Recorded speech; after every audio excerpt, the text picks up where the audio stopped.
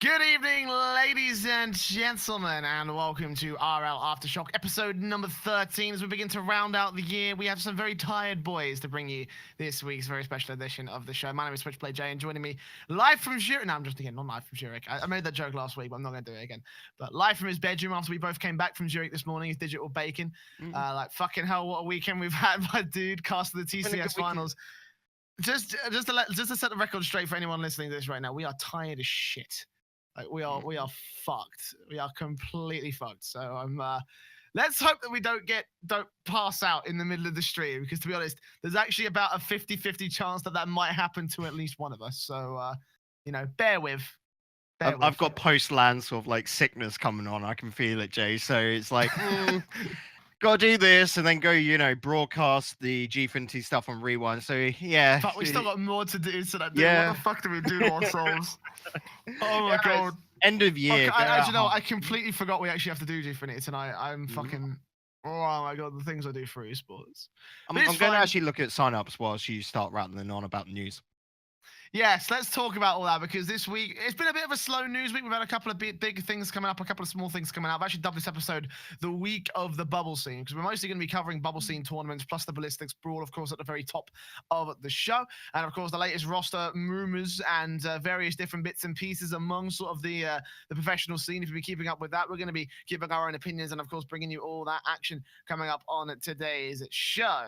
So with that being said, let's start off with some XL news, two pieces of news in particular, because while XL have been giving a lot of support towards their team, it might not be everything behind the scenes. We'll start off with this little bit here about Breezy replacing Marky on the XL roster, due to the fact that XL, of course, tweeted about their team going 7-0 in the Neon Dream, and they didn't even at fucking Marky. Breezy is in that instead. Breezy, Niels Cook, and Pondex. So you immediately. It'd be interesting to, at Marky, considering he wasn't in the Neon Dream. Like, he went on the roster. That would just been weirder if they did at Marky to that. That's like probably salt in the wound afterwards, Jay. Well, actually, it's funny because we didn't actually update the story when it first came out. I added it to the document. I didn't actually update it, but it's actually a tweet below when someone's asking how long's Breezy been on the team, and XL said a few weeks now. So I think it's actually been officially confirmed at this point that he is officially a main staple part of the roster. Like, and to be honest, I'm not even that surprised. Like, we kind of saw it coming a million miles away, just based off of what the Marky's mindset is, his current performance as of late. Like, there's certainly not a surprising move to be held in this particular one. So, I don't want to say we called it, but I think we called it, Bacon. I mean, it's always weird about the Rocket League scene in that transfers or just players leaving and new ones joining teams, they're never mentioned. And I don't get that because there's hype behind that sort of thing. I mean, don't get me wrong, it's also part that, you couldn't do that for the Bubble League teams because they're changing every other day. But for the RLRS teams and that sort of caliber, put some hype behind it, Actually make proper announcements when Breezy is now full-time. Like, even if it's like, just Breezy promoted to main roster, goodbye Marky or something like that. That's hype, and it's just marketing itself. I wouldn't go so far as to say goodbye Marky. That's sort of like a kick in the balls for him, isn't it? Just like straight up. Yeah, thanks for your service. No, fuck off.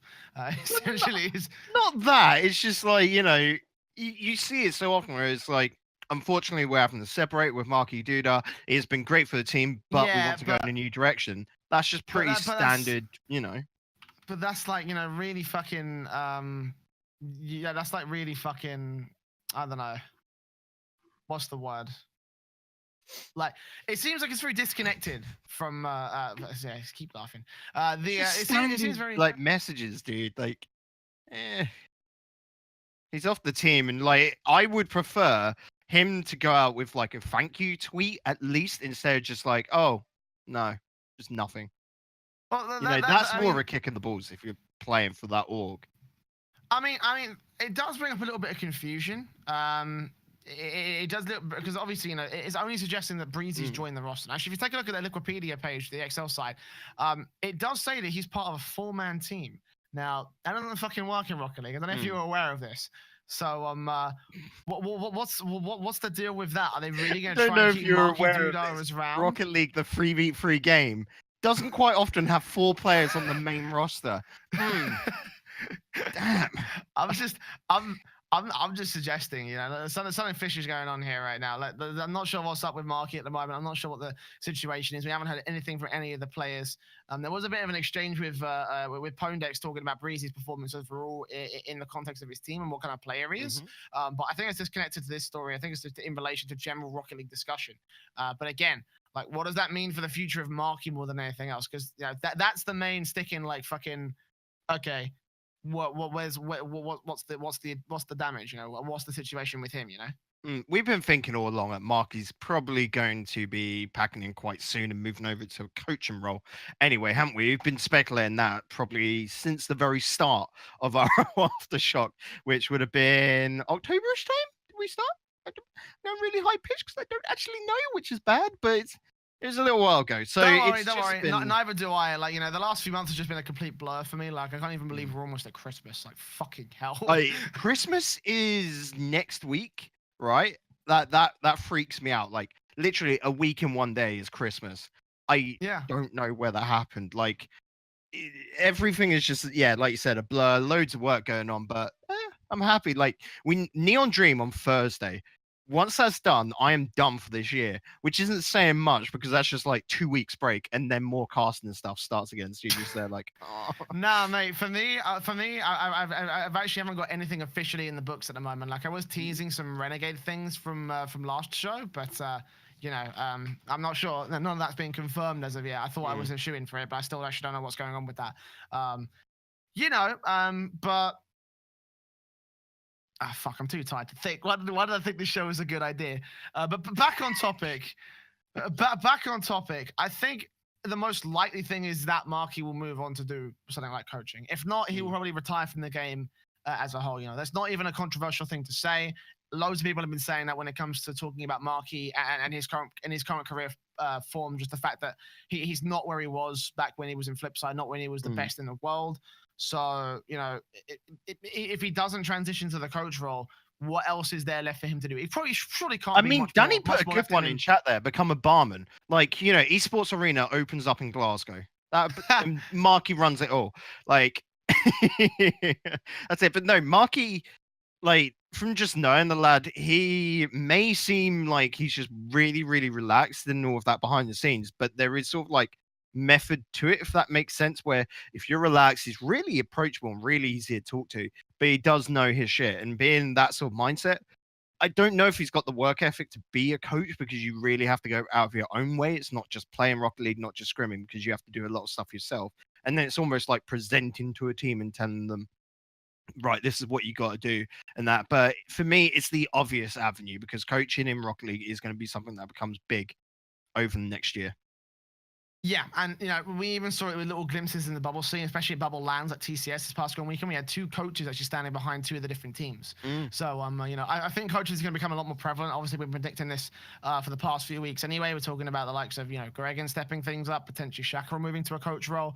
You know, there's a lot of different options for this to take place, and I think the coach is going to be a lot more prevalent. I think if Marky wanted a future, that probably would be the best case for him. A lot of people say have him on the analyst desk. I say no, but that's my own personal opinion on him as an analyst. Are you looking at me like you don't have the same sort of opinion? No, I'm there thinking in my mind, like, he doesn't near enough ooze like analysts sort of like casting him. Like, he's not hype. That's the problem, which is very much a staple of esports. Agreed, but I don't know. He's a fun lad. He could go on. Like, if anything, you might see him on, say, Gfinity next season, purely for that analyst role, to sort of keep him around and try to prop up Gfinity. Like, having that ex-pro, ex-world champion on desk is a good little bit for them. And, like, just that's the sort of area which you could see him experiment as a desk sort of personality. Yeah, possibly. But I think that would be the best case scenario for him. As a caster, as a color caster, I'm not really a fan of pro players being color casters, because, like, you know, for the most part, it hasn't really worked out unless they really have, like, you know, unless they already have the natural ability for it. I can only think of like 2 people, 3 people who've done that. In Rocket League, I can think of maybe. Well, I mean, technically, Shogun ex-players quite often become color casters. Well, more analysts, you know, desk analysts first, but color casters, like, if when you're there doing your play-by-play, it's quite good to have someone beside you that actually knows what it's like in those situations. So it's more common than not. You never see an ex-player go to play-by-play because it's just a different field there. But Except for Shogun, obviously. mm, Shogun had been doing League of Legends before going into Rocket League and was casting over that. If you call him a pro player, no. But That's why don't I get me put wrong. the quote, Yeah, quote he's a unquote very sign. good player. Don't get me wrong, but it was never at a pro level. So All right, yeah. whatever. I'm just fucking thinking out of my ass right now. I'm too fucking excited. This is a terrible idea, Bacon. Right, Just roll well, with the punches. moving on from people who are not pro players to people who are pro players and their futures in the in the scene. Let's talk about futures of rosters and organizations in the scene, because it's not the only thing to come out about Excel is it was the roster change. The other thing was also this little tweet from Niels Cook. He says, quote, with no extension of our contract in sight, it seems that by the end of the month I will be orgless and looking for new opportunities. Once I'm able to get out of this damn bed, I will be on the grind and ready to go again, boys. Does that mean Excel are gone? I mean, we're speculating this a little bit over the last few weeks. I certainly was saying Excel's sort of position in Rocket League was very, very at risk, especially with their recent buyout. The fact they're not owned by Gfinity anymore, which means that Gfinity no longer have a reason to keep them around in the Elite Series unless they pay for the franchise spot, which I don't know the specifics of the financials. I don't know if they're willing to do that right now.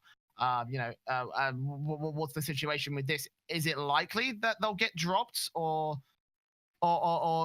is there a chance maybe that XL might be able to stick around with them? Because it's not like it's not like Niels Cook saying specifically, "Oh yeah, this is it." You know that we have agreed to go our own separate ways with XL after the contracts are over. It's the fact that there's not been a renewal agreement as of yet. So for me, this is a 50-50. I wouldn't understand why XL would want to drop out because, of course, Gfinity would be wanting them to stick within the Elite Series and that. And I'd imagine there'd just be, since you're already in the space, just repay the sign-up fee or there's an agreement in place. This is pretty much the best sort of roster you could probably imagine to stick around, especially with Breezy joining the roster. It's completely brand new. The XL Twitter and everything like that has been bumping up their social media presence and definitely praising the team. Like, when they went, the team's gone 7-0 in the Neon Dream, everyone was like, someone they hired someone new for social media. Like, we don't ever see that. So for them to also be talking about the team, you're just there like, it's strange to finally start talking about your team when their contracts are only got a month left on them. I think this is probably more a case of Neil's just there trying to push the envelope and go, hey, we're not going to take this BS. We don't want to have to wait until 2 weeks before our contract ends up, which quite often happens with this sort of like level. They want something now, and this is more them prodding XL to re-sign them, I reckon. Yeah, I mean, I could certainly see that being the case right there. It doesn't make any sense though, from based off of what we've seen already. As you say, the new social media strategy, we're promoting the Rocket League team and then just not re-signing them. Like especially around with them the having the LCS spot as well. You'd be there like having a Rocket League team that could be an RLRS next season and then LCS. That's good for XL. When I don't know XL and many other esports that are at a top level. Yeah, literally, Rocket League and League of Legends is it, basically. Like, I mean, they certainly haven't been competing anything good in fucking Counter-Strike. I remember the last XL roster, and that was absolute shit. But I don't know, man. There's something doesn't quite add up here. You can't be a one esport org in esports. You say that, but we've also got the likes of North and like Astralis and shit. So, again, caveats. They're the exceptions. Yeah, that's it. Like, they're the outliers to everything, and Astralis is like it's a player org in quotations, of course, and the same. We're using this a lot today, aren't we? Yeah. Yeah, because it's like esports is a weird world in that own sense, because it's a bit like if it's a bit. I'm trying to think how to explain it. Don't worry, just move on to the next little bit of news, because this one is a lot more exciting, I have to say. Yeah, this one is very, very juicy right here. So, rumors and shit is what I've called this one. Kane up to replace Pashy on Vitality. Special thanks to Dazrian for publicizing this one. Obviously, watching Scrub Killer stream. Very bit of a special thank you to Scrub Killer for being a muppet and just leaving his DM so bad. Who knows? This could have actually been like just a fake. because Yukio's done leaks before and that, and he's done it in the same thing, and it could just be them having a bit of fun. Who knows? You never know. I mean, to be honest, it doesn't really seem like it's a lot of banter to me. Like, it looks like it is kind of serious because after he said, "Oh, good luck, everything," like Scrub Killer said nothing. You know, Scrub Killer said sweet FA to that, and then no Yep. response until like a day later or two. But this does, I mean, especially just taking a look at the very little context we have, it does look like it's a serious conversation as well. So, is this going to happen? Number one, that's the first question I'm going to ask you. We'll come to question number two in a second, which I've got a fucking lot to say on that one. But can you see a reality in which, you know, K-Dot, Fairy Peak, and Scrub Killer are on one team? So already, Scrub and Fairy Peak get along quite well. K-Dop, Fairy Peak, like for me, this is a perfect, like this is an understandable roster swap as it is. Don't get me wrong, for K-Dop, this is a bit of a step down, but something's not going right at Dignitas at the moment. You look at them on LAN and they're very frustrated with each other. The friendliness has sort of gone. They are looking to just point the finger at each other. And in Rocket League, in how it's done, you know, by the teams having the spots, it looks like Panda and Turbo are both pointing the finger at K-Dop here for whatever reason. I'm not going to say anything because I will hold my hand up and say real quick that generally when it comes to seeing who the weak link is on Dignitas, K-Dop has always been the one that sort of like sticks out, like that sore thumb. You know, like, I remember back in during Landon, we were looking at Dignitas and we were like, okay, this does not look like the best team in the world right now. They probably are, but with K-Dop not forming up around a team, you know, I was sitting there watching those matches. Like, it wasn't until day 3 that he really started to pop off and actually, you know, do some good work for Dignitas. So honestly, it wouldn't surprise me if it went down that way. It wouldn't surprise me if they turned around and said, "Well, K-Dop, you're the problem." Although, admittedly, lately it's been all of them that's been the problem, especially against the North American teams where they have seriously struggled. You know, even in the EU side of things, like they still were doing relatively well up until the RLCS and the E League Cup. yeah, and that's a little bit of difference because the EU scene plays into their hands a lot better because EU is very much more defensive focused, more about rotations. NA, they throw out that style and throw in some more aggression to it. So Dignitas could handle just defensive warrior attritions, but when it came to, you know, Cloud9, we just saw how Cloud9 was a hard counter essentially in that playstyle. For here though, on Vitality, this makes a lot of sense. Vitality is a very French org in the sense of they're a French org for one, and they like talking about being French. You know, definitely within CS, it's all French players. Within Rainbow Six, all French players. All of that. In Rocket League, they only have one Frenchman in Fairy Peak, and he says bugger all. He is not a personality that is good on camera. He's a very good player, and it's nice having him because he's such a lovely lad. But having K-Dop who can talk and everyone loves him and all of that is a good step for them PR wise as well as team wise because he's going to be a fucking brilliant addition to it if this happens. I just feel sorry for Pashi. Well, to be honest, I completely disagree on that front. I think this is the opposite of a good move right now for Vitality because you look at really what they've been doing together as a team. And yeah, sure, it's a great PR move to have 2 Frenchmen in the roster plus 1 Englishman, which is basically their neighbors. Like, even then, you take a look at Vitality's problems, they've all been fucking Fairy Peak, you know? If there's one player who was swap on that roster, we were all saying it up until this point, you know? Every time we went on to Infinity and we ramped on Vitality, every fucking week in and week out, we were just going, Fairy Peak's got to go. Fairy Peak's got to go. But that was because we never saw K-Dop leaving Dignitas. Like, this was not something we would have questioned. We thought it was just Pashi because... we thought it was Fairy Peak purely because we know Pashi is that solid middleman. Fairy Peak just needed to be fed goals in a lot of sense. He didn't sort of fit into the team. Now, changing out to someone he's very comfortable with and Scrub Killer taking more of a third man role, being more defensive, which remember he was the MVP in saves and all of that, the savior of last season. It makes more sense and you can see where it's going. I mean, Greg and managing team would have clearly thought about this and wouldn't just let it out. I mean, Pashi being a step down is real, like having to be left is real sort of like, I did not see this happening because of course he was the captain of the team and generally you don't lose a captain, but of course it makes more sense when they've got a manager and all of that separately. No, I mean, I will say, like, you know, that's another thing that also bugs me about the move. The fact you're taking away the captain. You know, like, there's very few times I can see where taking away a captain of a team, especially in the context of Rocket League, where that essentially accounts for 1/3 of the entire form, is a good idea. You're getting rid Like, of communications here, and that is the problem. Yes. yes, that's Like, the main. unless That's the Scrub main takes downfall. Like, communications that's on, and that's the weird. second. That's the second main downfall I can see with the roster move, to be honest. And it's not something I'm very comfortable with, to be honest. I don't know if this is going to work. To be honest, I just don't. I just don't think it's going to work.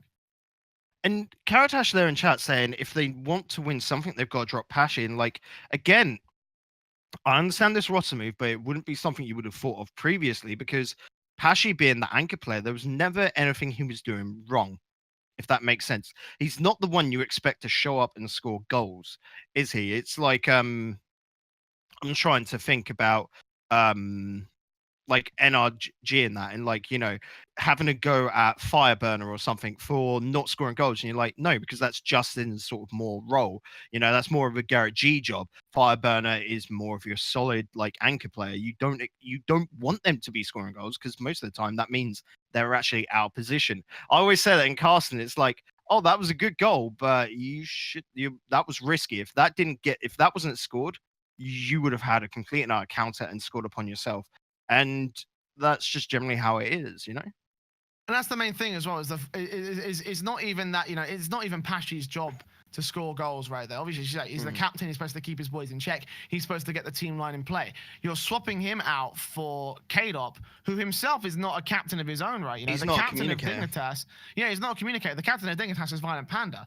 So what you're doing is let's just assume they swap roles. You're taking two captains into one team and then another, you know, support player into another, when you've already sort of like got those roles filled out. Literally, like, it doesn't make, on a paper sense, it doesn't make any fucking sense. Unless K-Dop is supposed to be the supportive element and Fairy Peak takes over the in-game leading, in which case that detracts from his potential to score and be a striking player, which doesn't make any sense because he's been in poor striking form all fucking season long. Like I said, if anyone's going to pick up can comms, punch so it's many Scrub. holes.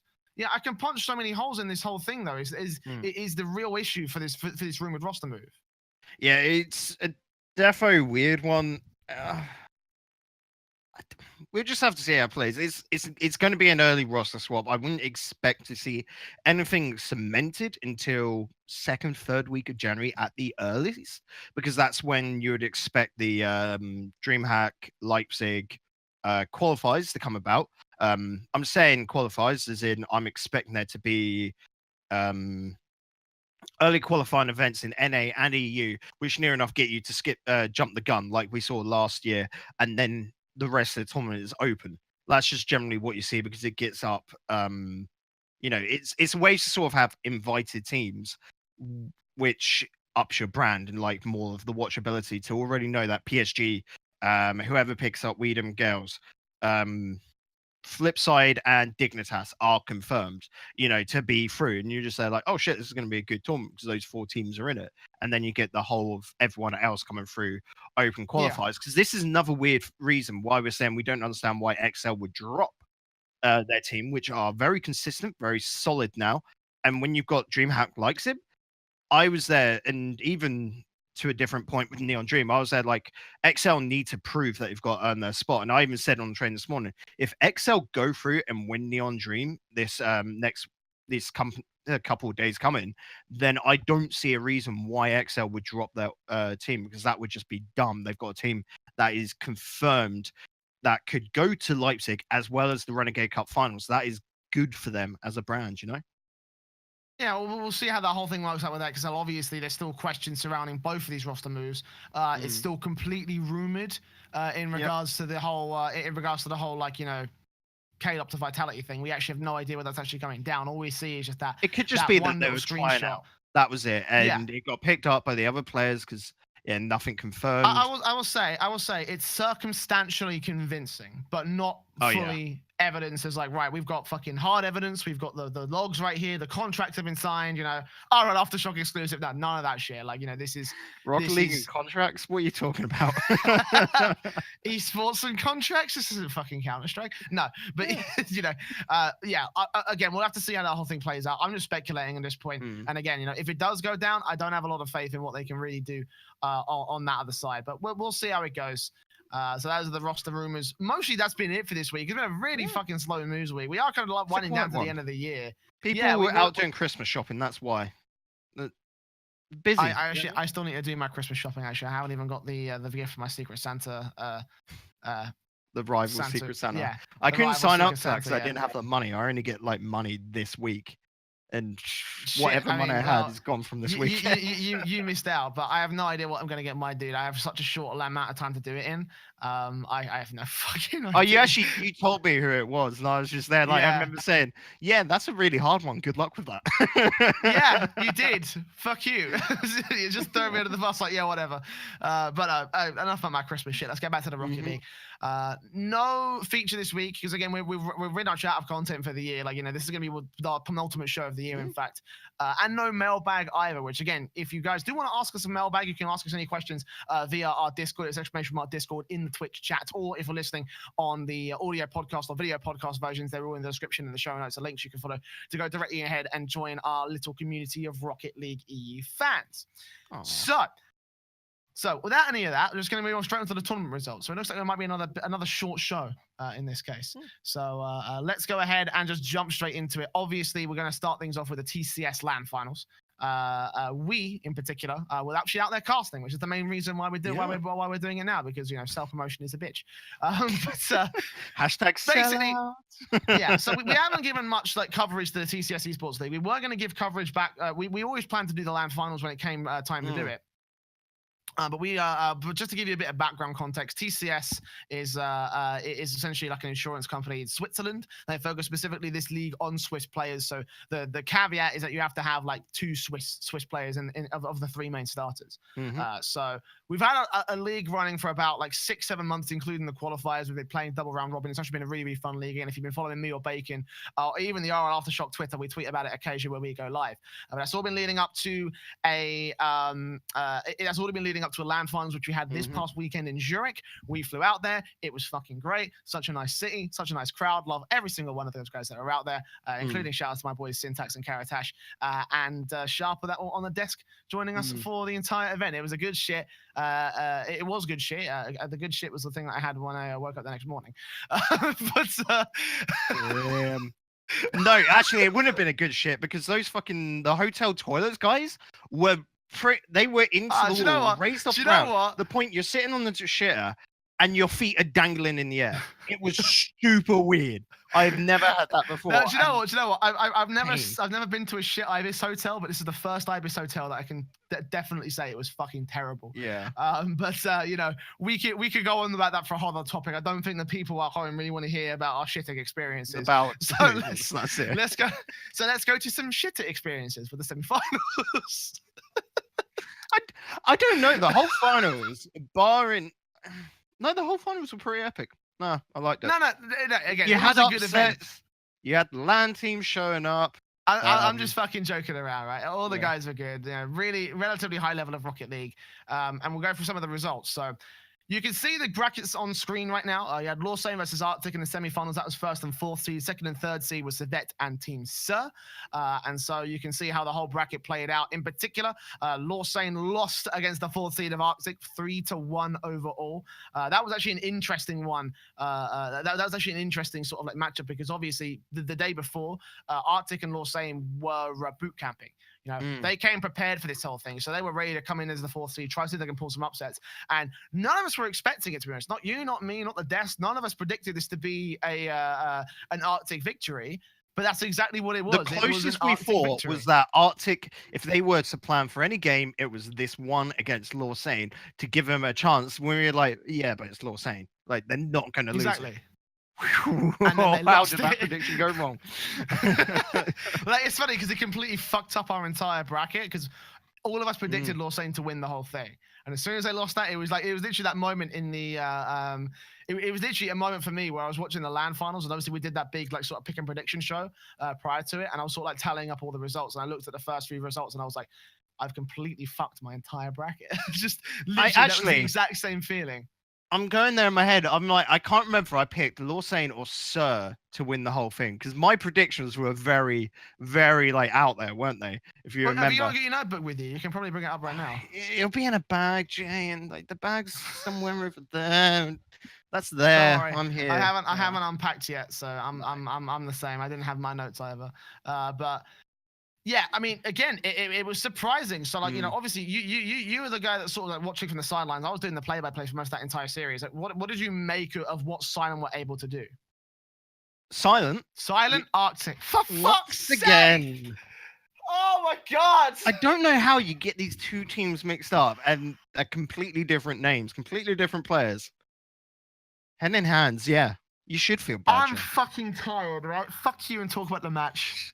Yep. So this was Arctic turning up and playing perfectly. I did say before, I was like, Arctic were improving. Like they just got to improve their mechanical skills coming into this final, and they could have a good run in. All these teams had the opportunity and the chance to do really well.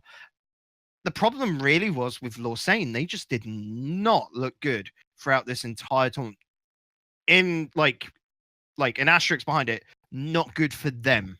Like they're still a good team, but up to their caliber from what they'd shown all league play, this was not the same Lawsane, and it was super weird. Like Kiva, we know, got very salty afterwards, and that was just more self frustration. I think like he deleted his tweets, and it was just like, yeah, you were just a little bit upset with the whole result. You were expected to make top 2, you were expected to win it, so of course you're going to be a bit upset afterwards, you know.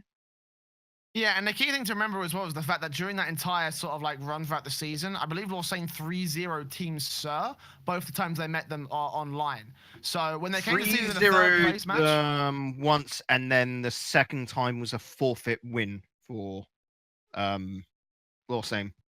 Because that's why I was also there. True, yeah.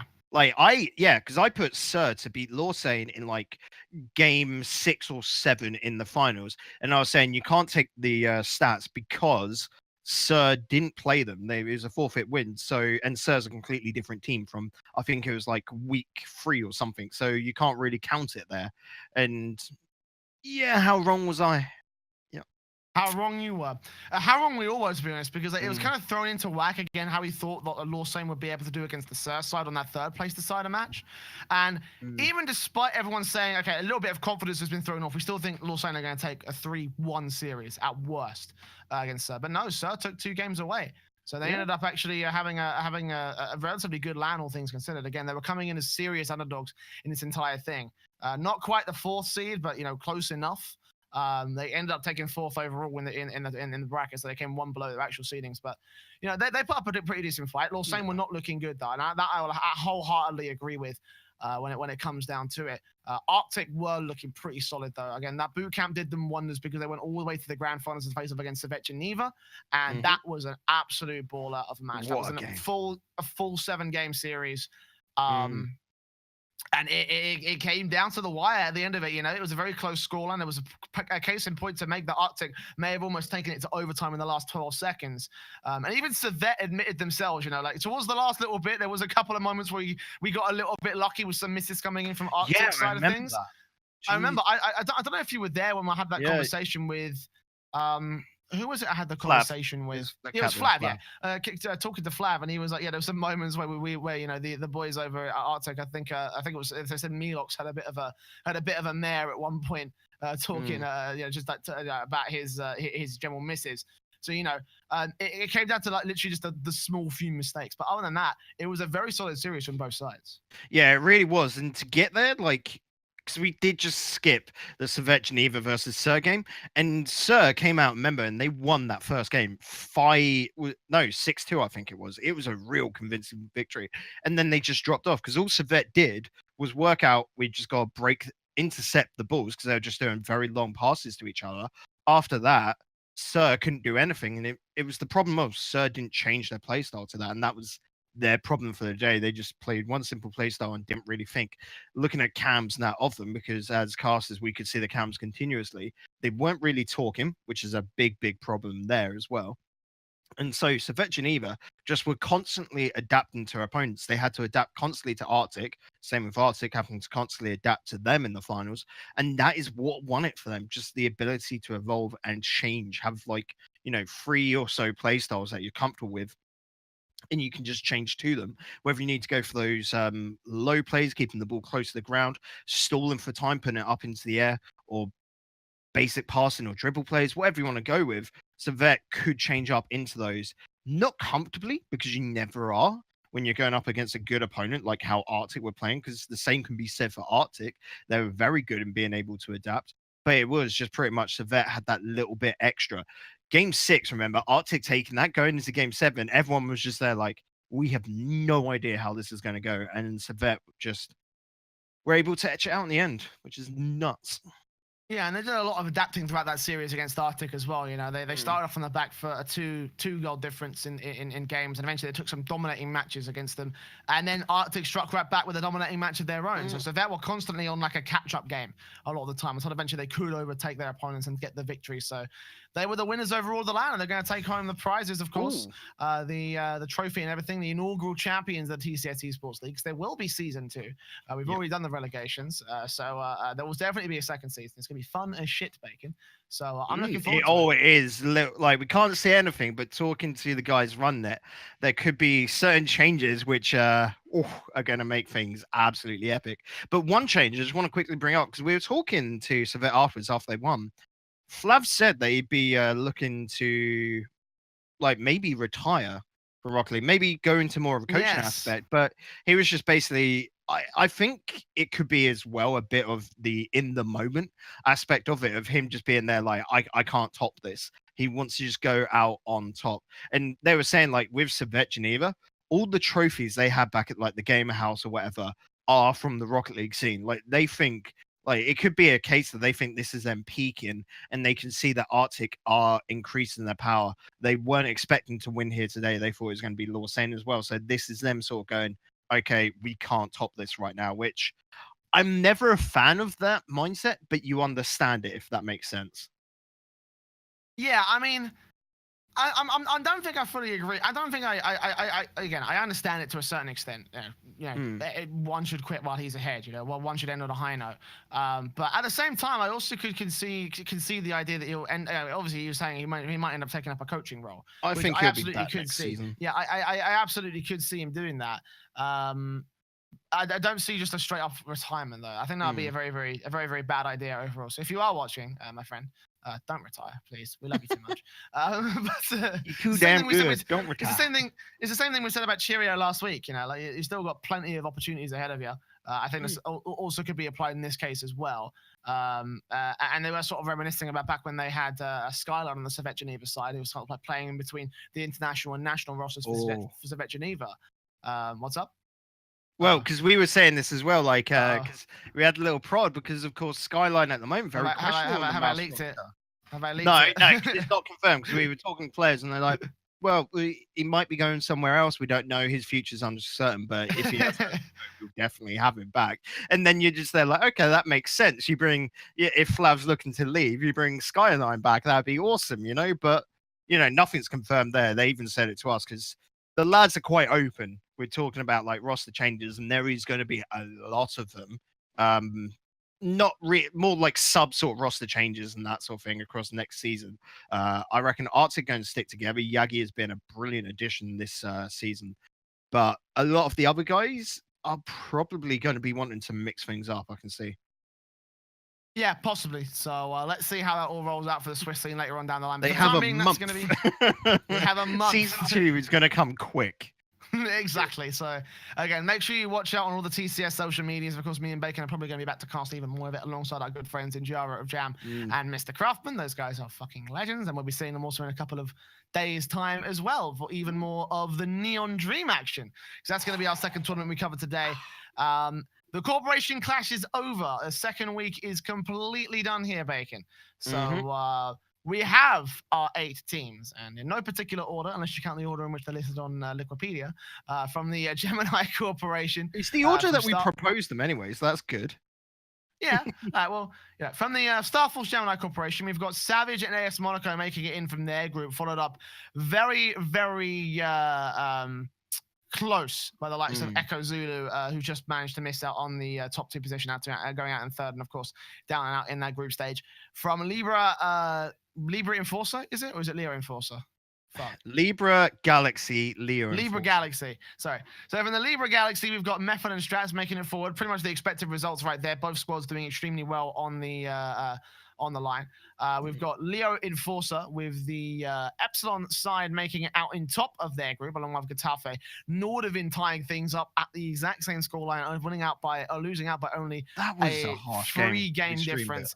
Yeah, that's going to be tragic to watch from your end, but we'll get more into depth in that in a second. But obviously, from Scorpio Tech, we've got EXO and MCOM making it forward, beating out the likes of Schmookly, Reason Gaming, I don't know anymore, all the other rosters that were in that particular start. So, again, like I said, mostly a relatively expected set of top 2s.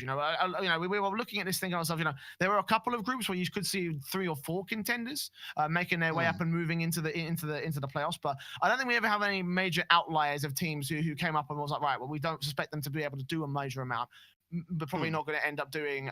Probably not going to end up, going forward. And it's not like a case that actually did.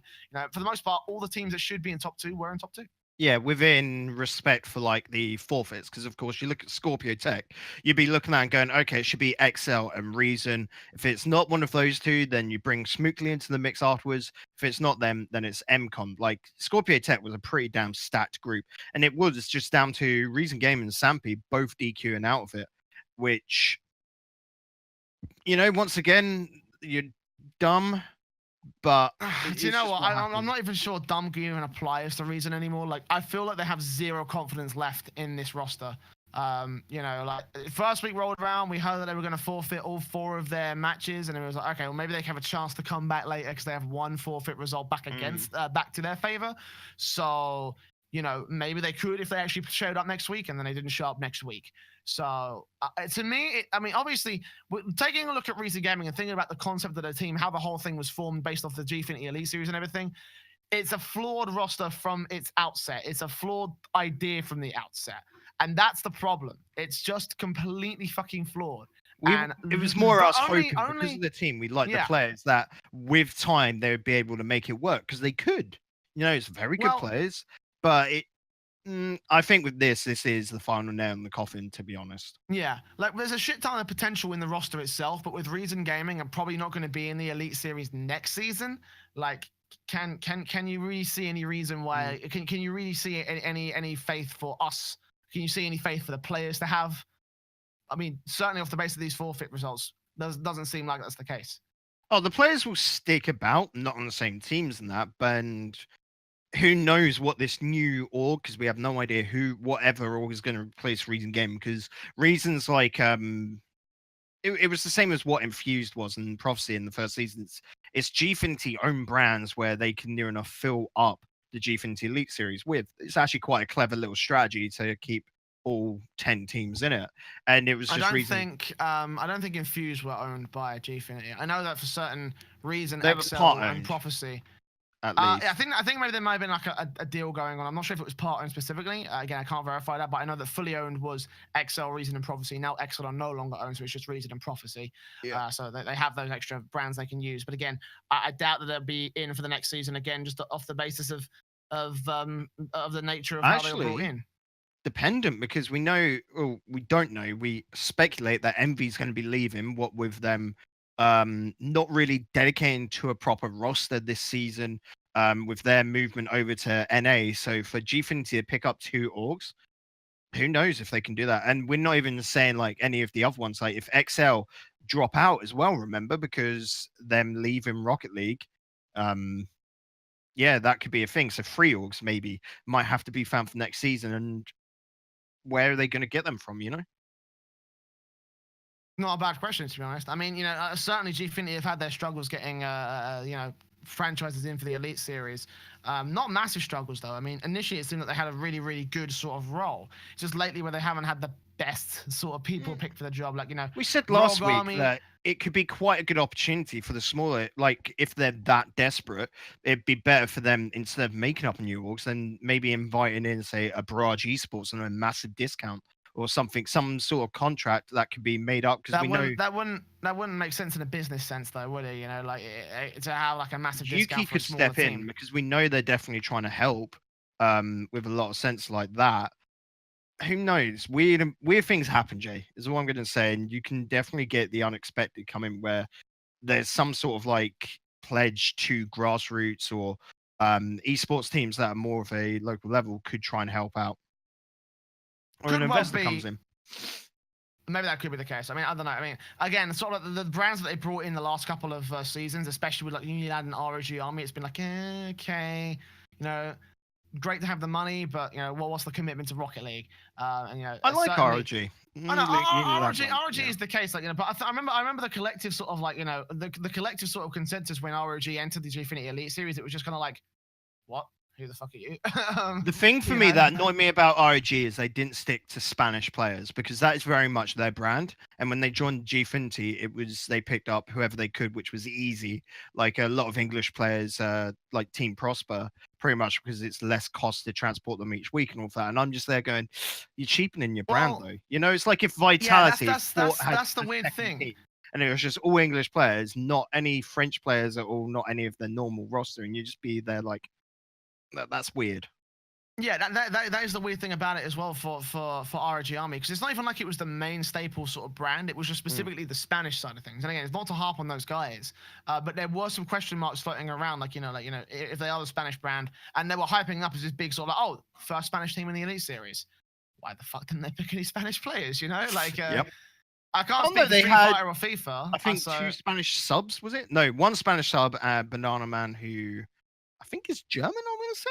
But yeah, you had 1 Spanish player and he did not play at all, which is just a bit there. Like, don't want to harp on, like you said, but next season, can we change that up? Sorry, Prosper, but I mean, Prosper's pretty much gone. Banana Man's not from Germany. He's from Portugal.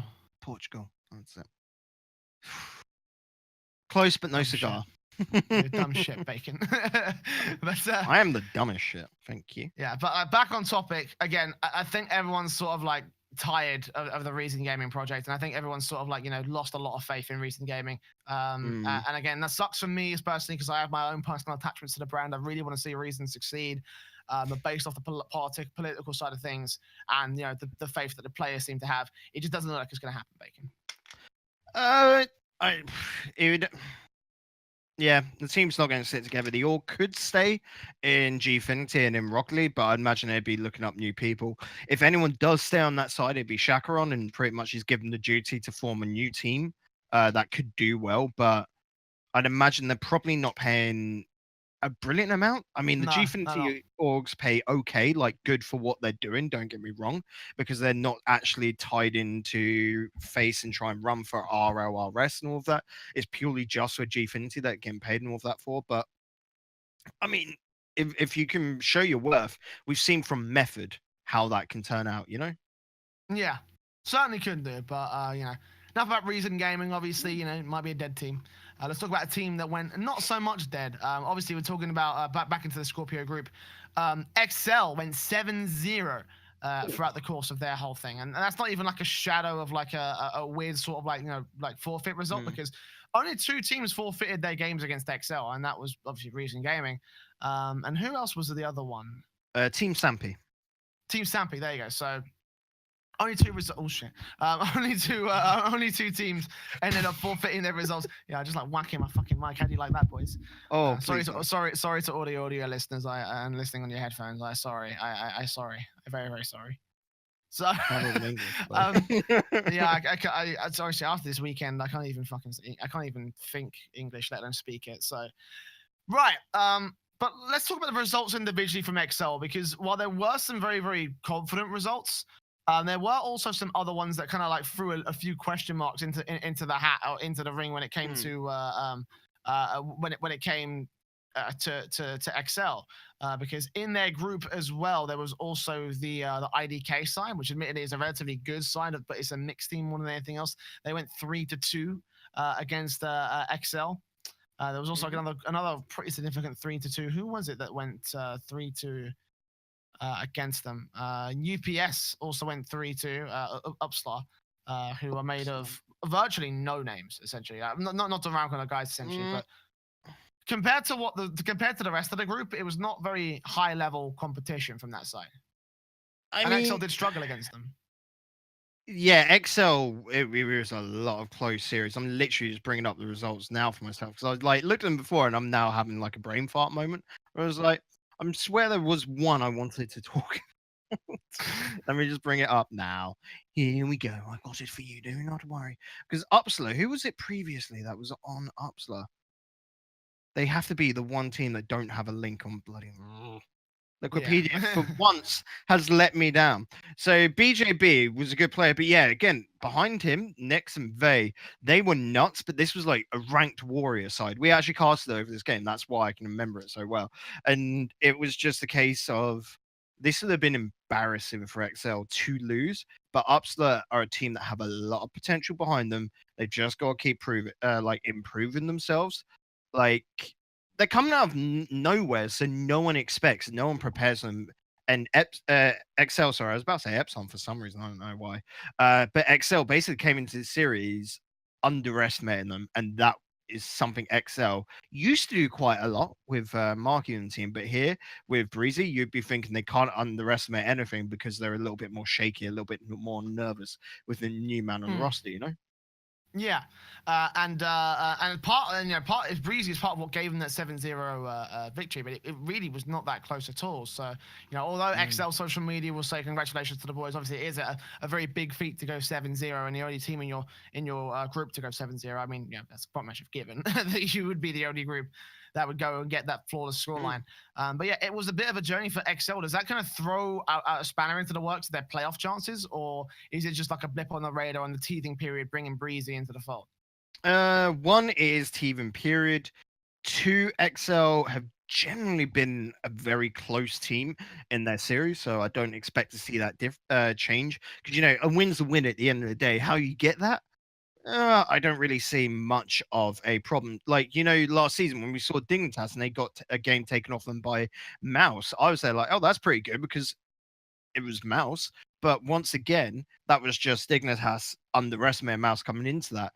They still got the win, and no one really I think people overlooked into the one game win. I know at the time I definitely did because I was on the Mouse hype. I definitely did. Everyone fucking did. I remember I was doing the podcast and my notes were just, holy shit, Mouse are great, Mouse are great, what the fuck? Mouse can do a thing no one else has done yet, and then suddenly, Weedham Girls took games off them, and we know how Weedham Girls have gone now.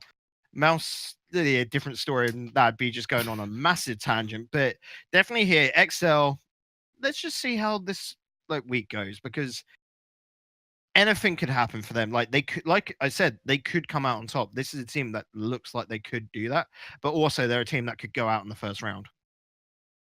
Could well do. We'll find out. We'll find out. Well, yeah, we'll find out. We'll find out where they'll be able to go in the bracket itself, which we'll come to in a couple of moments. We still have a few more topics I want to bring up about the group stage overall. Keeping with the Scorpio Tech group, we will talk about Schmookly. Now, this is a team back in the Grand Prix. I remember me and you were casting them a couple of different times, and they impressed a lot of people. They blew a lot of teams out of the water we didn't expect. The likes of Triple Trouble, Red Reserve, Savage had close series against them, if I recall correctly. And even against XL, they actually held up a bit of a fight. They kind of dropped against XL in that playoff series, but they still were really, really godlike to a certain extent. And then suddenly they come into this next Renegade Monthly, and they've changed the player. Sniper coming in above the likes of Sacred, which was just it was very confusing, obviously, because if you change a player, you lose your points. So Schmookly are back down to 0 again, and for what they've managed to show for it on that roster move, they've got nothing for it. That they're out in where are they? They are out. Let me see if I can find it real quick. They're out in 13th to 16th, so they get 1,850 points. And considering that on the points table prior to this, they were at 2,800 points. They've lost 1,000 points, and they still can't place better. It's an interesting move, yeah. Yeah. I mean, fair enough. They have the brand recognition and the name behind them to have the likes of Sacred, sorry, not Sacred, Sniper, Mm. in their roster. Obviously, Sniper's a little bit sort of like seasoned back in like the 2015 and 2016 days of being in being in a team. But Mm. you know, again, it felt like such a serious downgrade. Why would you change that sort of like roster? Because it looked on paper and in practice when push came to shove, like a surprisingly good team. You know. Yeah, because Sniper was a weird one purely because he's sort of been out of relevancy, a harsh way to put it, really, Well, for like I about a said, you know, year. 2015, 2016 Pro. 2017 up until the mid of 2017. Like he came in the fifth, sixth stage of DreamHack Summer. Back when he was on Prophecy, and Prophecy was still trying to, make something work, and it was Gfinity basically throwing a lot into Rocket League at the time, and basically come out with a couple good teams. They did. Method is the example, to which then Method picked up the Reason side when Gfinity sold the Method team off to Complexity.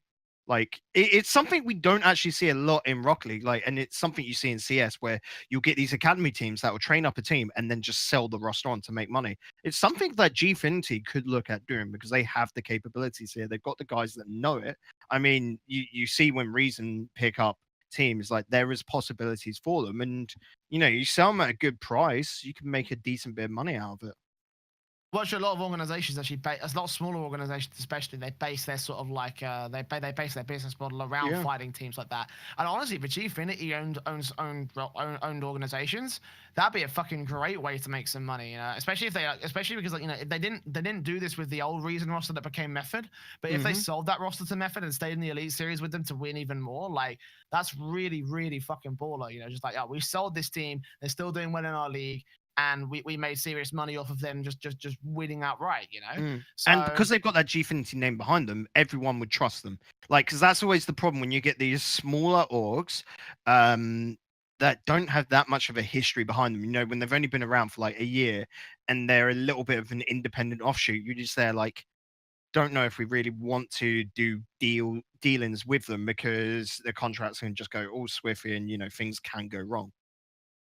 Well, getting back to the main topic of Schmookly as a whole, obviously, is the hype dead? Then would we say, is it gone? Like obviously you're the one who's been watching this series, these teams more than I have, covering most of the Neon Dream stuff. But what's the thoughts on Schmookly now? Are they no longer the same team? Is it a flash in the pan? Are they gone already? Is it the mouse sports hype all over again? Or is there still if they signs of were life to win a available to this group, team? it would be this one out of all of them because you look at the others and they're pretty darn stacked. They might have had a run in at Leo, maybe, but that was stacked as well. I think for me, this has been not even a side grade, it's been a downgrade because Sacred was and is still, of course, pretty nuts. He hasn't been playing for a month. It's not like he's just been completely dropped off the scene, but yeah, it's a downgrade. Sniper. I don't want to say washed or anything because I don't want to be harsh because it could have just been he still kept in the scene, just didn't sign up for tournaments. There's a reason why he got picked up by these guys. Don't get me wrong, it is partly because he's Norwegian, and we know Smookley is a little bit of an offshoot of the Northern side. If we still get good knowledge on that, we'll just see if this is the return of Sniper. I'm happy because he's a solid lad, but I don't know. This isn't the greatest result, is it, for them? Yeah, definitely not. And again, they do lose 1,000 points as a result. They do not get the high placing that they wanted to get. They probably could have gone all the way to another top 8, top 4 finish in this Renegade Monthly. And again, they would just stack on the points if they stuck with their original roster, but not to be. And Schmookly will fall down in 4th place of the Scorpio Tech Group, and that's gonna be that for them. So, last point about the Neon Dream before we move on to the Ballistix Brawl. Leo Enforcer. So Leo Enforcer was the brute that we took a look at the ceilings. We took a look at how things looked out, and we were like, okay, this is the stacked one. This is the one where we're going to be seeing the most interesting matches. There's a potential 4 out of the 8 teams that could make it into the top 2, which is where things are going to get very, very exciting to see which one of those is going to make it into the top 2. And in the end, we ended up with a 3-way tie for this top spot.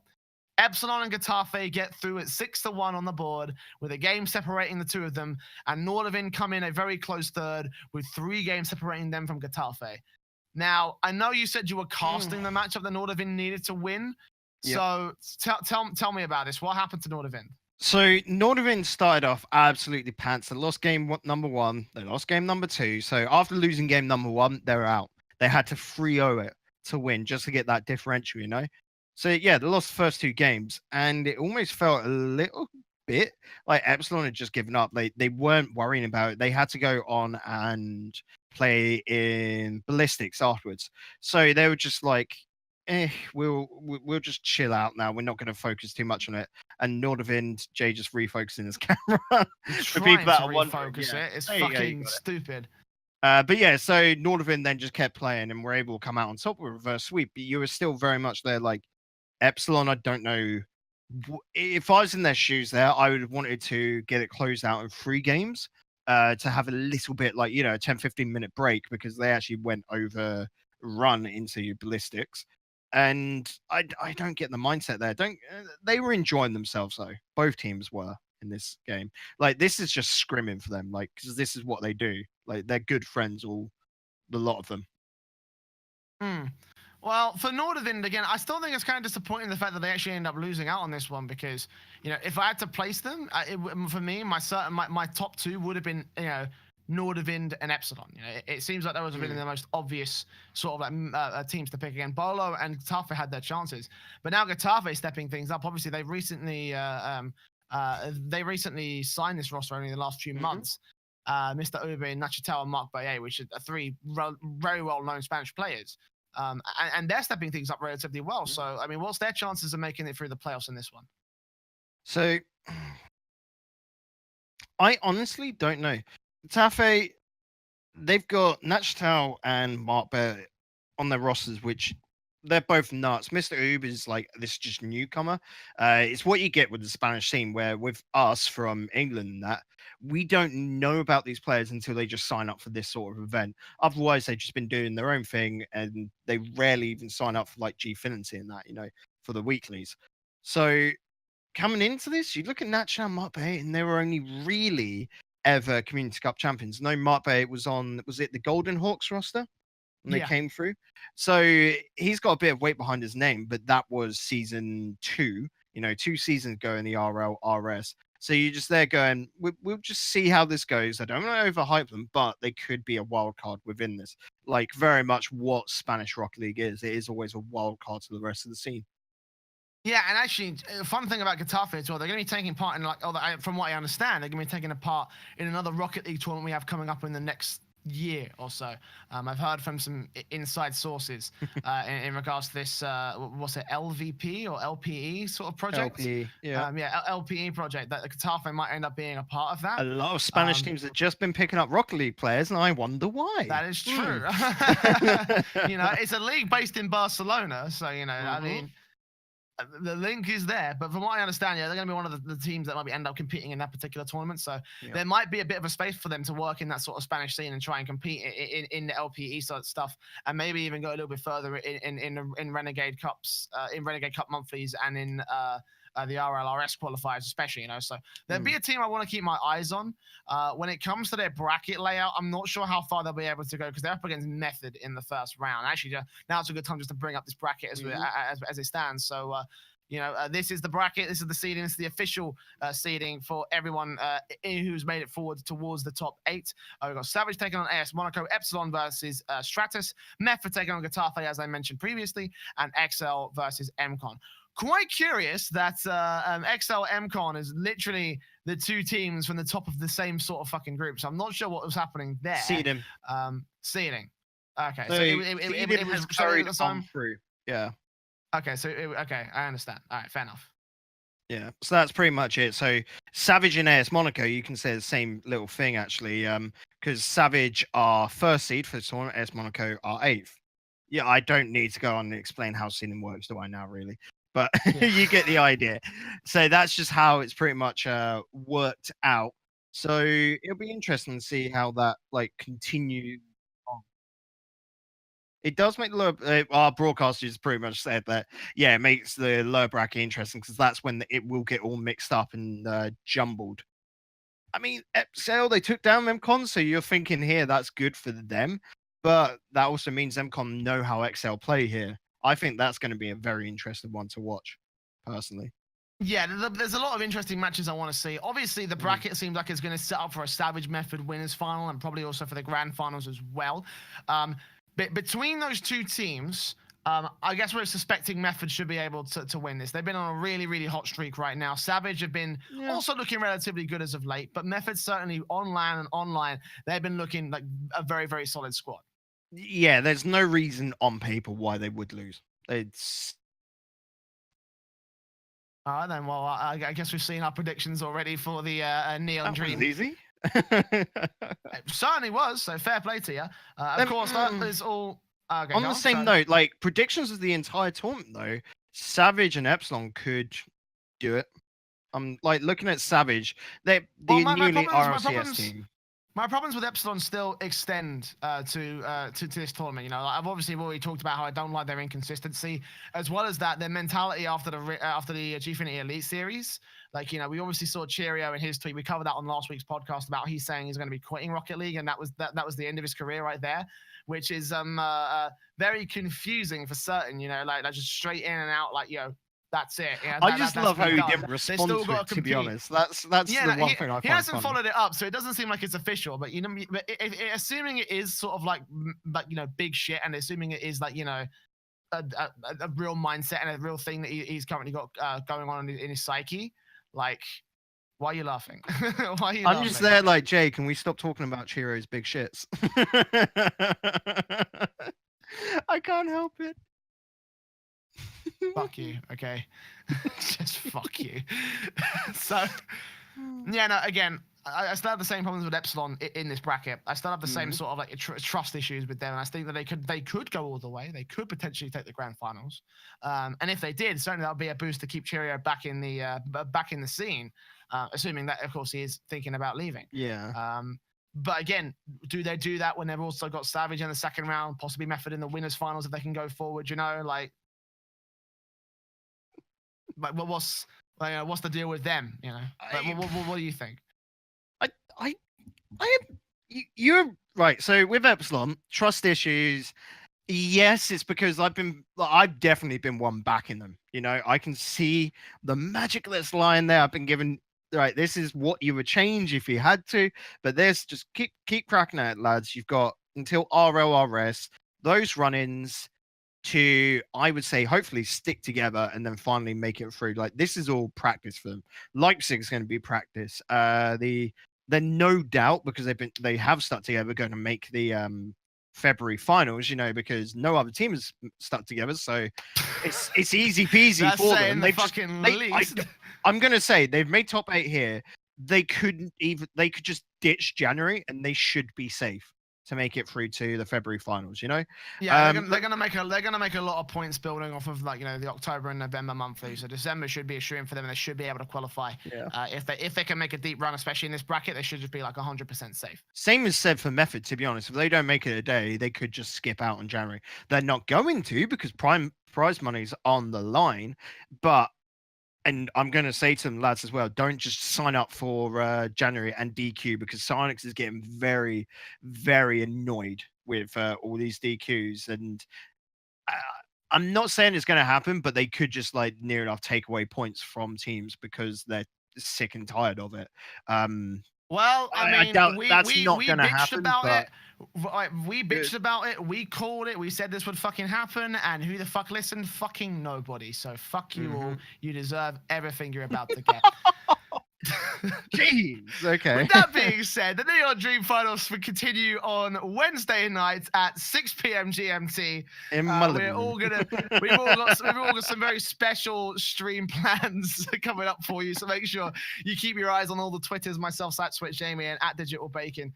Plus, of course, the @Rewind Twitter as well. Because again, we've got some very, very fun little plans for how everything is going to go down. So. That's the Neon Dream over. We're going to go to one final tournament before we head out for the week, and that is the Ballistix Brawl. Season 2 kind of slipped underneath our radar, Baker. I'm not going to lie. This one didn't get as much hype as the original season didn't.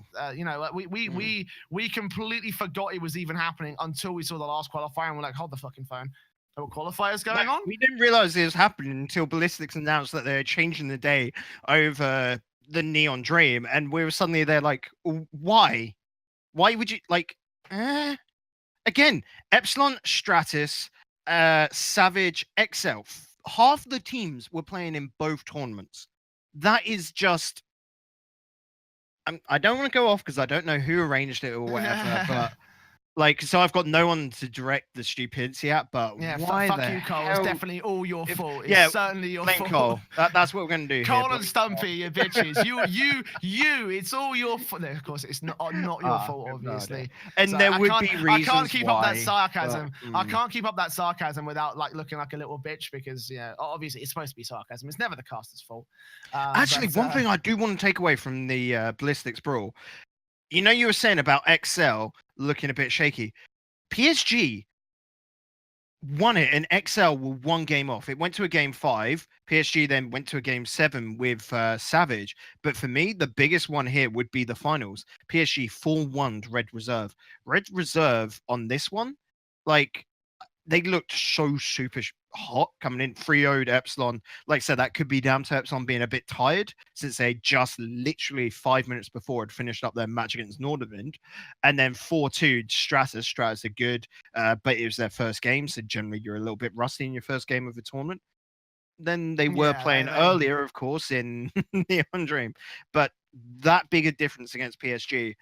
Looking at this, I would have thought Red Reserve, even though they're not the highest seed, Red Reserve were, I think, actually the lowest seed. Looking at that lineup, that's a bit odd. I don't get how that worked out. But Red Reserve, I would have put them to win this tournament if we them girls didn't show up. I think it's because Red Reserve came in on the 4th qualifier, so I think it was based off qualifiers. Yeah, which again, why that seeding makes zero fucking sense. I definitely would have put Red Reserve further up that list, but regardless, they kind of didn't. They looked very, very good up until the point of the PSG series. As you can see, as you can probably see on the screen, the bracket that's loaded up is a 4-1 series, of which most of the games were very, very close. I don't think the 4-1 tells the entire story. I still think Red Reserve were looking extremely good. It's the fact that just PSG are still the hotter team. They are the online dominating force right now, and Red Reserve just kind of seem to struggle against that. There's again, I was looking at some of the score lines from Wikipedia. The 3-0 was the first game, then 3-2 went to Red Reserve, 3-2 again, 4-3, 3-2, all within a single game. Honestly, the last 3 games were overtime. So don't get me wrong. I am being very harsh because it's like, it doesn't tell the whole thing, but still would not expect that from Red Reserve. I'm being harsh to them now, but it's because they've got such high expectations. They're currently sitting, I think, points wise, like statistically, as the 4th best team in Europe, probably 5th now because PSG would have taken a spot back or whatever. But that was just how it was, If you want to let me take a look at the LP rating, see exactly what Wikipedia says. They say 6th in the world. So that's because it would have just been updated and dropped off and that. Do with that as you will. Again, as we said before, the Wikipedia ratings aren't necessarily like the exact science. So again, do with that as you will. The biggest thing there is if you look at method, they're currently, and I'm gonna have to count this down: 1, 2, 3, 4, 5, 6, 7. Why are Gale Force still under this? Oh, money. What? Dear God, I'm dumb. Don't worry, I'm being dumb. What have you done? Stupid? Have you done stupid? I was looking at money earnings for some reason. Like I clicked the. Oh, you dumb shit. Hey, that's true. There we go. Wikipedia rankings. Let's see full. So yeah, looking at like Savage being at 13th. It's all weird because it's basically you get more point. Like I think wins are roughly about the same value, and of course that means RLRS teams are going to be higher rankings than the RLCS teams that dropped, even though like if you're looking at them you'd be there like it's a bit awkward to compare Red Reserve and Complexity at the moment, even though Red Reserve would be above them, but you know what I mean, like it's not an exact 1-to-1 in that regard. No, absolutely not, man. Again, that's fair enough for Red Reserve. They've been killing it right now. And again, they did really, really good in this one to 3-0 Epsilon, which again brings sort of like that idea of, that inconsistency On that note, into play. Just going to say, Servette Geneva, just coming off TCS, are currently the 17th best team in Europe. I'm there again, looking at that. Fucking bubble. Yeah, again, because of this. I'm just there going, don't get me wrong, that is looking at the other teams around roughly right. but I wouldn't.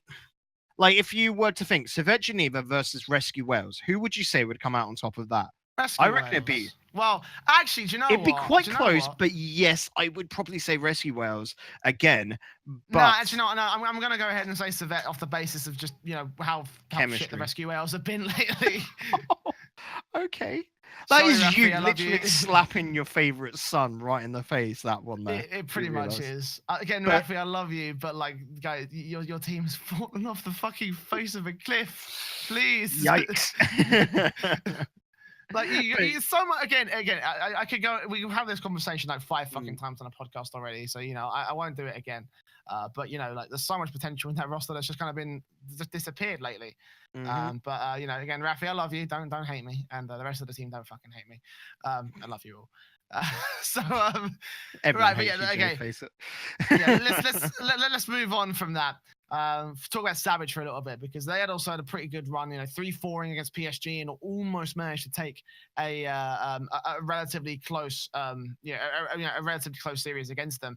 But again, the score lines of each of these series is kind of, or sorry, of each of these Sirai. games kind of, Sirai, whatever you call it.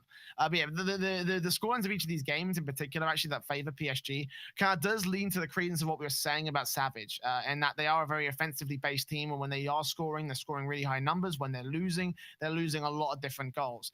And they were like 4-1s across the series against PSG. There was whenever they were winning, it was always like a 2-0 or a 1-0 or something like that. It wasn't a very pretty sight, all things considered, for the Savage side. I mean, admittedly, it was much better than a number of weeks ago when we were seeing in the RLRS them going so far as well. So I'm seeing a bit more potential for Savage actually to compete on the world stage. But also, and a little interesting one was their 3-0 win against Team Secret in the first round was also Yes. very, very close. Like 2-0, 2-1, 3-2. Savage won that, and you would expect it after last season. But to me, that is still very close. And I quite like that Secret are still staying very close to the top mark. Something could happen quite soon. I don't know. I don't know if there's going to be a roster change or whatever, but I'm feeling hope like there's not. Secret are just about to hit a jump in skill or a jump in level. That's what it feels like to me because they've lingered around at this sort of like borderline just below RLCS for too long. And I reckon something's going to click soon and Secret could just become nuts again. Yeah, I am hoping that they don't make a roster move. Obviously, I like that roster. I see a lot of potential in it. I can see a lot of I can just see them going very, very far. And I think that they're on the cusp of cinching a spot in RLCS next season. It all just comes down to that stupid single round robin system that's complete bollocks. But like. I think Tolacta will agree with me on that one, but we'll ask him later on down the line. But yeah, no, Savage 3-0ing Secret again was not a massive surprise. I think if it was a double elimination bracket, Secret might have been able to come back and challenge them later on. Yep. But in the end, the single elimination is just kind of, it is what it is, and Savage were able to eliminate them at a 3-0 rating. So there you go. Yeah. What you said. Got nothing All to right, add. Fair enough. Well, let's zoom back in on PSG for the final topic. Obviously, they took the championship. They took the 4-1 series against Red Reserve and took the $900 overall of the $1.5 that was on offer for the finals. Pretty good run, actually, all things considered. But they are starting to lose their online form. And that's the big thing for PSG. Again, 3-2 series against XL, 4-3 series against Savage, close 4-1 games coming through against Red Reserve.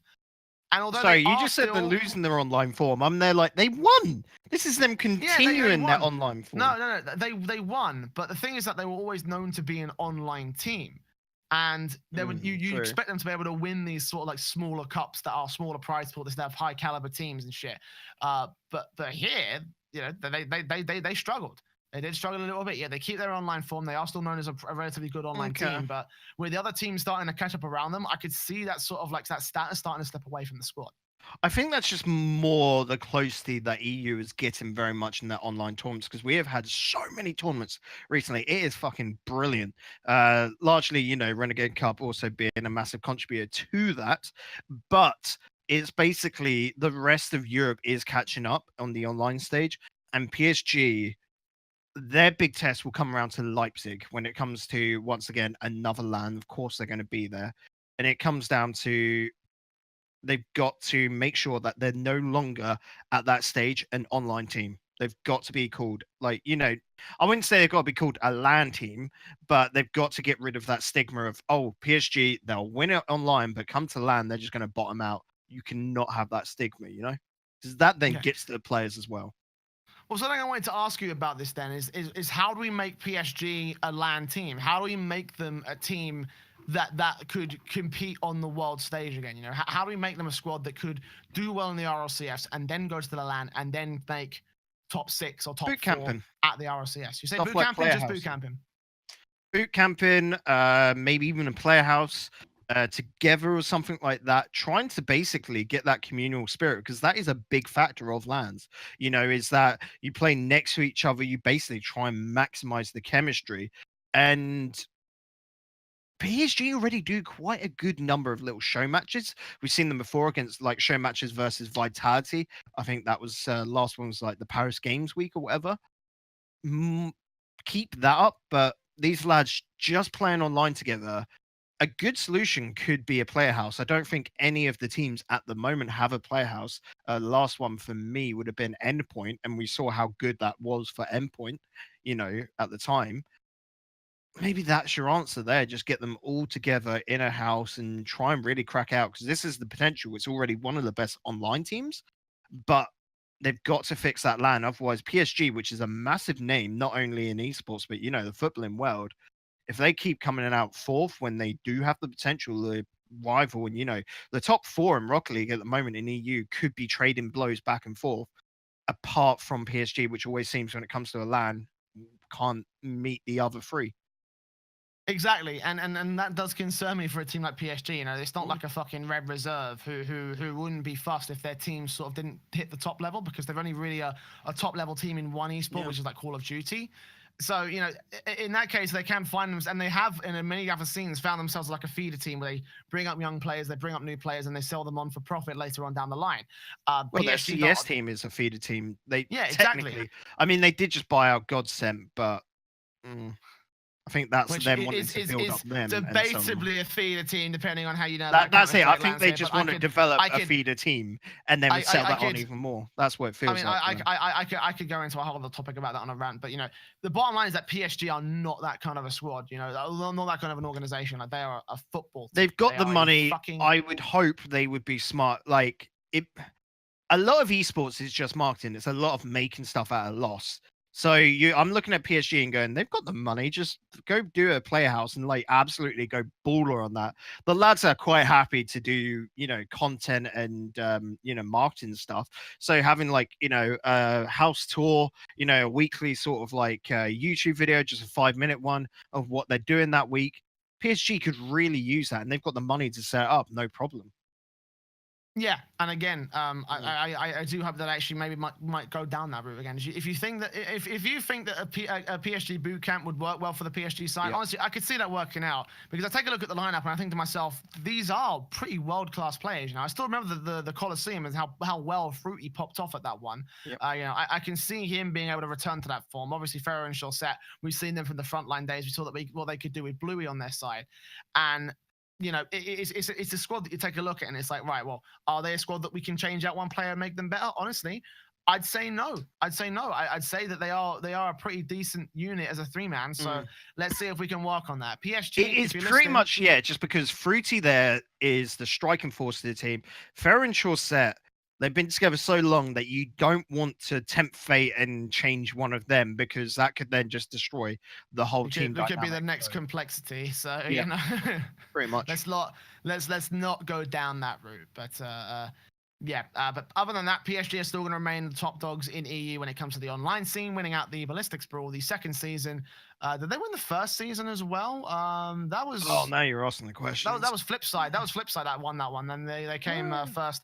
Second was the Bricks with the Fruity Chacaron speed thing. So this is actually a second grand final position for Fruity, and he's actually going to win it this time around. So GG, my friend, congratulations on winning out the Ballistix Brawl, compared to your original run in the second place. So That's going to be it here for Aftershock. That's all of our tournaments done. Again, it's been a bit of a slow week, and it's been a bit of a slow show for us. We're fucking tired as hell. So we're going to go ahead and eat some dinner. I'm going to take a nap before we have to do the Gfinity, not Gfinity Elite Series, I was going to say. Sorry, the Gfinity Winter Series. Yeah. Although, wouldn't that be great, mate? Oh, yeah, it is the last week. Shit, She's going to do it, and then, sorry, guys, there's a secret little broadcast coming out from I mean, they've been doing them, don't get me wrong, but it's just restreams on Twitch because they're trying them out probably for next season, like with the whole encoding settings and all of that, but... Well, I mean, if they're watching, my recommendation is to restream through RTMP or YouTube because the quality is significantly fucking better. Just like it so is. So that just went straight over my head there. He was like through RTMP or YouTube, and I'm just there like, what did you say? You're saying to restream so that other people can take the feed to stream of their own, right? Yeah, do it through RTMP or YouTube, and you get significantly better quality. Twitch compresses the shit out of it. You run it back for OBS to stream with the Twitch again, and you've got shit quality. So that's how we do it at StarLadder. At StarLadder, they give us a private YouTube link, and we stream off the back of that. You've probably seen in a couple of things where I've actually moved my mouse onto the screen. Yeah, that's how it works out. So do that for us, and you've got yourself a solid fucking setup. But that's the conversation to have later tonight with the Gfinity lads, because right now we have got to head off here for another episode of RLAfterShock is over and done with. We actually managed to make an hour 25 minutes, even though we thought this would be a short show with no feature, it'd be 45 minutes 50, but we can waffle. Yeah. We can waffle and stall for a shit ton of time. But no, it's all over now. It's done. So once again, I'm Switchblade Jay. Joining me has been Digital Bacon. Any final thoughts before we head things off and host another amazing Rocket League streamer? Sleep is good, and I want it right now, but it eludes me. Yeah, we got Gfinity to do, so don't fall asleep on me, Bacon. We need you. Right. I'm broadcasting, so it's okay. I can just do whatever the hell I want. I don't have to worry. Right, we're going to get the hell out of here. So once again, thank you for joining us here on the Aftershock with all the best of the EU scene. We're back here next week for our final show of the year. It's going to be a bit of a special one, so make sure you stay tuned for that one. Again, back here on twitch.tv at 5 p.m. GMT on Christmas Eve. Yeah, it's going to be very, very a lot of different fun. So once again, I've been Switchblade Jay. Joining me has been Digital Bacon. Ben's in the background saying, "What the fuck?" Because he didn't sign up for I didn't know this. Why are you dropping this bomb? Hey, Ben. How are you doing? So I'm gonna brief you on this after we're done. But of course, thanks again for watching, and we'll see you back in next week for the final of the Aftershock.